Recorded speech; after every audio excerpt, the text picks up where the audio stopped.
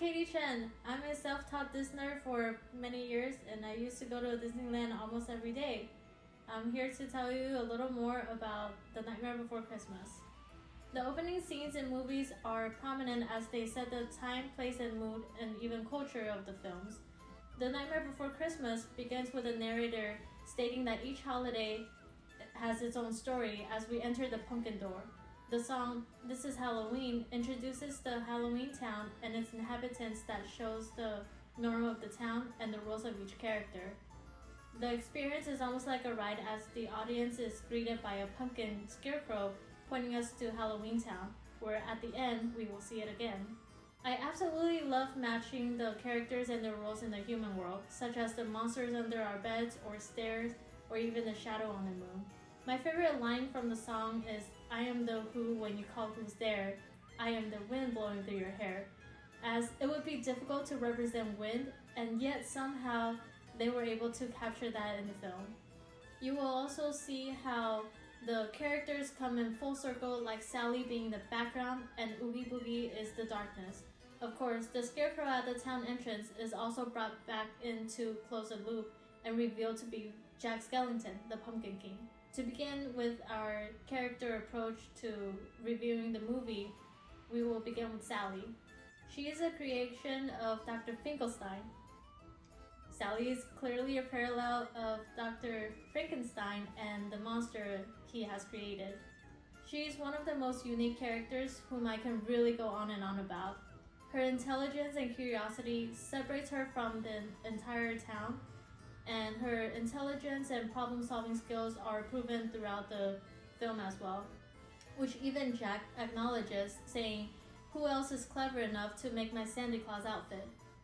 And Sally, although artificially created, she was the most relatable to the audience as she possesses human emotions.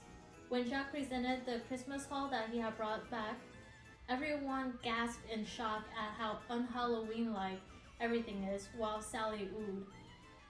Her constant running away from Dr. Finkelstein is almost like us running away from our parents, and her curiosity demonstrates how she desires to be independent, unlike most others who rely solely on Jack.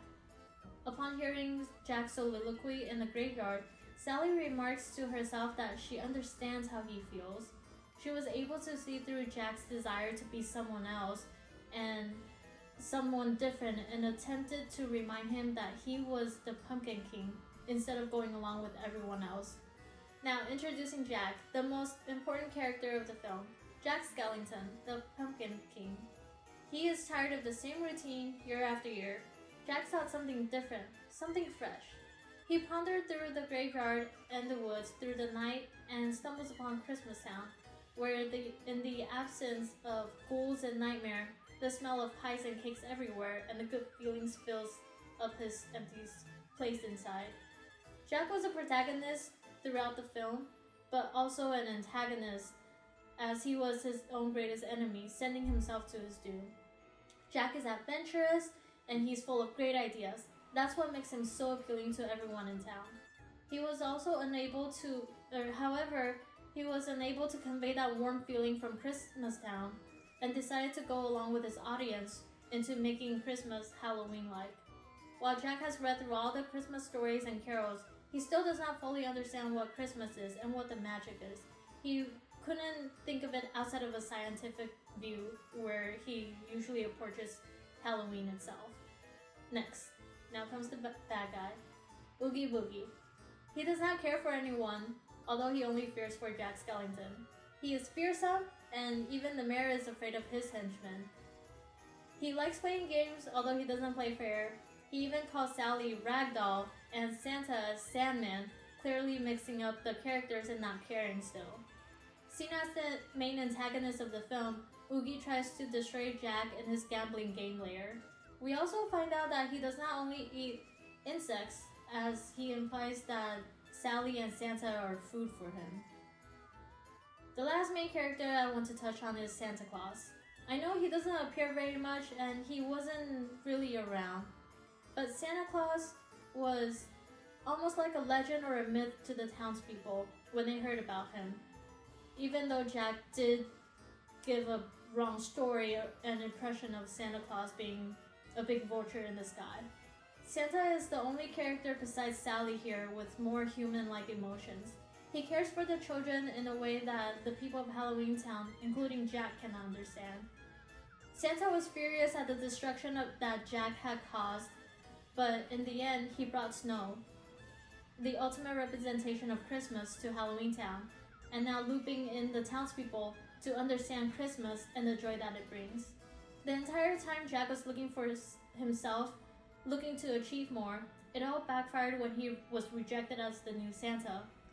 Finally, understanding that Christmas is not his specialty, Jack is reminded that he is the best at Halloween, and even though he had failed miserably, he embraces all that he has accomplished and of the story that he had left behind. He also does not forget that he needs to amend his wrongs.